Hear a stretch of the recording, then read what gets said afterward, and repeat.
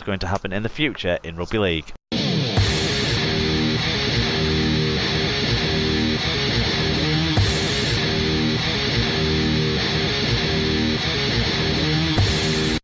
Right, predictions time, Tim. We've got a catch-up game from Super League Round 4 being played on Wednesday night at 7:45pm. I think you can get this one on the radio, on some of the local radio stations, obviously, and I think TalkSport 2 are giving it national coverage as well.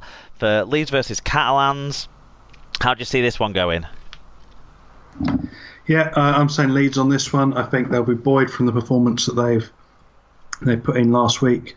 Catalan on their travels, again on a quite short turnaround as well, so I can't see that they're going to be on full firing, so I think Leeds quite comfortably on this one. See, I'm going to go Catalans. I've gone 22-14 in favour of the Dragons. I get the short turnaround argument, but if we take overall form and fitness over a longer stretch, I think Catalans are in better shape than the Leeds Rhinos are at this stage of things, and so I just feel that it's going to go the way of the French side. It's not often they win at Leeds, I don't think, but yeah, I'm going to go that way. Okay, Friday night we've got another catch-up game, Castleford versus Wigan. It's probably not going to be hugely well attended from the Wigan side of things, being on a Friday night rather than the Sunday afternoon we bought the tickets for.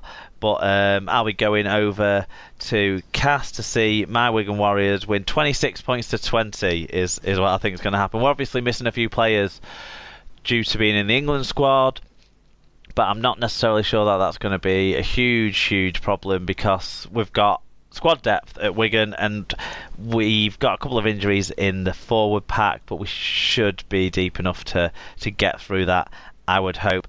And Castleford have been a bit inconsistent, a bit patchy, whereas we're a top 2 side. So I'm going to go for a Wigan win. What do you think?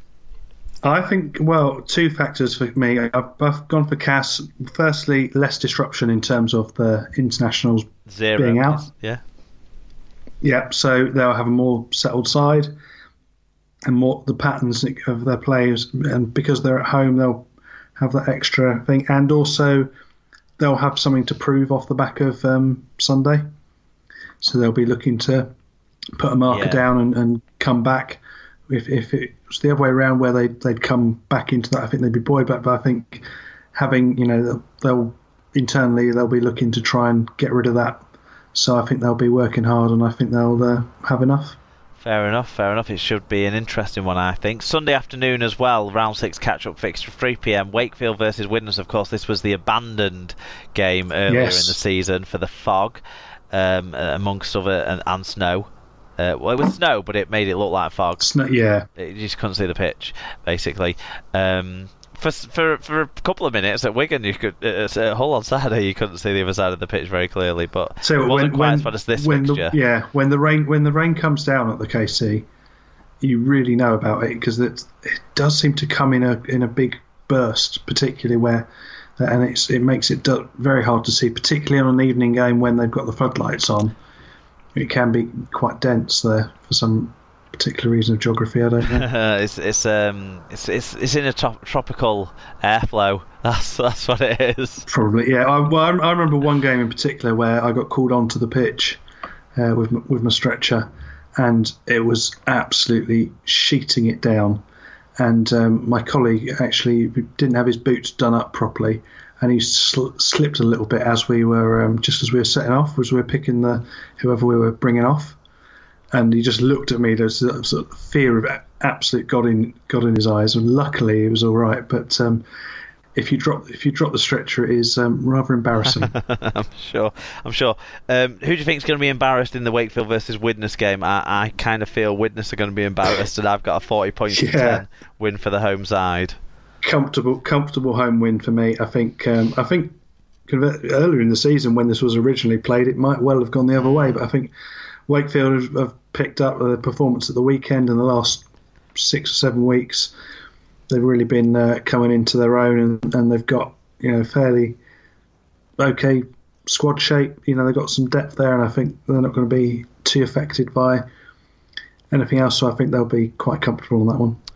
Yep, I'm on board with you there. Right, moving into the big international game, the Denver game, England versus New Zealand. We'll be able to watch this on the BBC. It's at 10 past 9 kickoff on Perfect Saturday. time as well, because with the World Cup matches, it's the last World Cup match will finish, and then it will be straight on over to BBC Two. Off you go. Well, I'd say it's perfect time anyway, because forget about the football, just watch the Rugby League.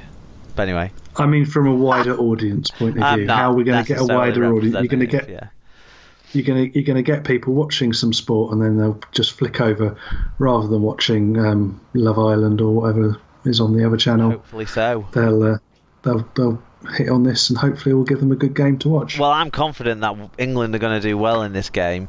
I'm seeing a pretty clear win for England personally. I think we've got the creativity and the informed players in this one, and that's going to really see us good. I'm going to predict 22-4 win for England. Yeah, I'm saying England as well. I think with the question marks over the New Zealand squad and the withdrawals they had to Tonga and retirement, and the sort of the general feeling I'm getting of a fairly unified England. It doesn't seem like there's many. I think partly because there isn't one real standout star. It's kind of a collection of players around the same level. Yeah. I think we'll do quite well. So I think we'll quite happily predict an England win on that. Yeah, certainly. I'm excited for the game. Championship game of the week, which actually clashes a little bit with the England-New Zealand game in terms of times, but it's top 6 versus bottom 6 in the championship this weekend, so it was difficult to pick out a game of the week. So I went for the one that has a bit of spice on it, a bit of needle between the two sides, and that's Toronto versus Barrow. Well, they've met each other enough times. Yeah, I think Barrow are just going to go over there to try and fuck things up. I think it's going to be a nasty game, and I think it's going to be physical. So I picked that one out. Toronto, obviously, I think are going to win though. Yeah, I think you can't look past Toronto on home turf at the Lamport. League One game of the week is probably the two form sides that aren't really getting talked about, but they're chasing down that top two, and that's Hunslet versus Oldham. I'm just going to edge Oldham because I think they're in slightly better form from what I've read up and what I've observed. So not that I know a lot about the League One form, but I'm going to go with Oldham. But that's the League One game of the week. What do you think? I definitely think Oldham, given I saw them obviously week before last. Well, you've got a pretty good basis on this one. You've seen these two teams in the last couple of weeks, haven't you? Really, so good way to do it. Yeah, I didn't go up to Hunslet, but sort of followed the game. But yeah, Oldham, I definitely think. I know Craig, who does the Ben and Testes podcast, thinks that they're his team of the year so far in League One, and they were very clinical. They just didn't let a chance go past, and they just finished absolutely everything they got. So I can see them shutting out Hunslet in this game and winning this one quite comfortably. Excellent stuff. Right, the final. There's also PNG versus Fiji and Tonga versus Samoa in the Rep weekend. They're playing those games at Campbelltown. PNG haven't pulled up any of the players playing over here. Sorry, is there not a player welfare concern if they're playing extra internationals? Well, they've not called up. Or if it's at Campbelltown, it's okay. None of those players have called up any players who have played in the Super League games. From what I can see, I'm just going to check that the same applies to. PNG certainly. They've called up Stanton Albert, who wasn't good enough for Super League, but they've not called up Wellington Albert, who still is just about good enough for Super League. And I can't get my browser to move fast enough, but Samoa have lost Lee Snarmau and Ken Maumalo because they've gone into the New Zealand side, but and whereas Tonga have maintained a lot of their players, so it looks like they've got a stronger side there. And I'm just having a look to see if Ashton Sims has been called up for Fiji, but I'm expecting not.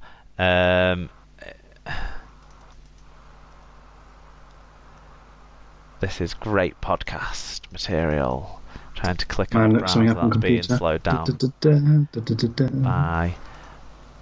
the scan. Let's just say not and just risk being wrong. It doesn't look like it. Jared Haynes back in the squad for them. I mean, by the time we've done this, someone's already tweeted us to tell us what it should have been, so it's fine. No, exactly. All of that. So yeah. So those games are going on as well on Saturday. If you can catch those anywhere, I'm not sure where they're being shown for people in the UK and around the world. And then the main event down under, though, is the State of Origin Game 2 down in Sydney. New South Wales playing against Queensland. If the Blues win, they clinch the series, and that'll be very exciting for everyone down there.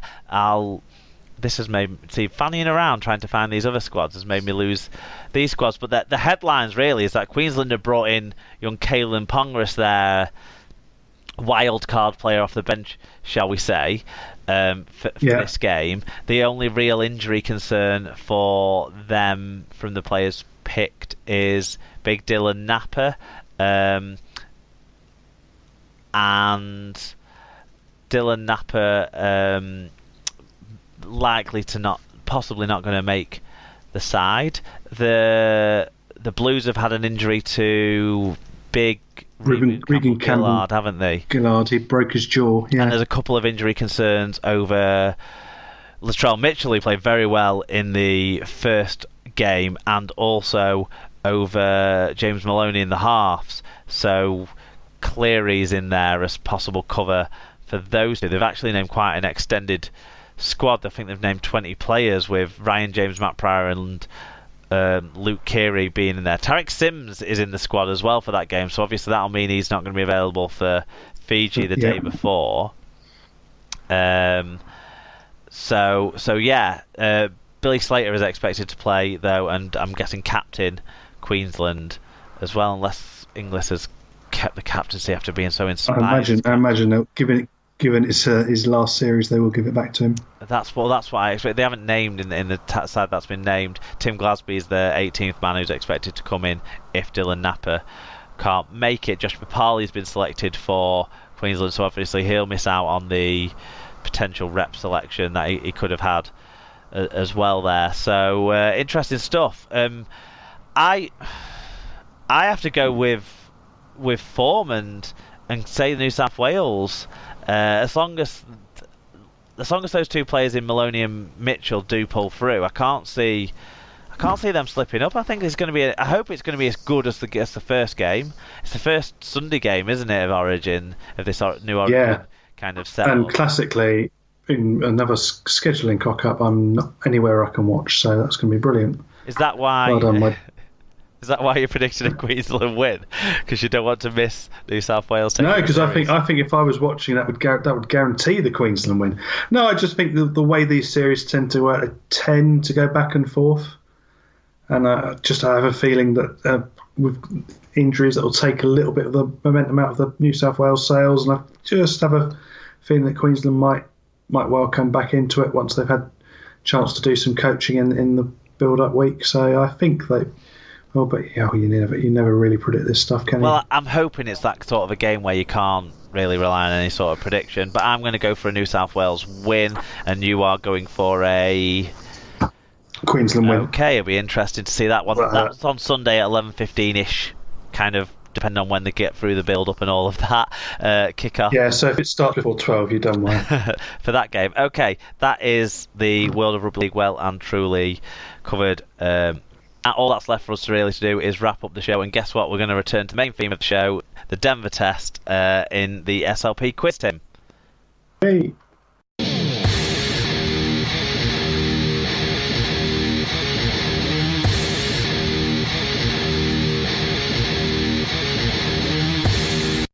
So, Tim, the quiz for episode 186 of the Super League pod is all about England debutants under Wayne Bennett.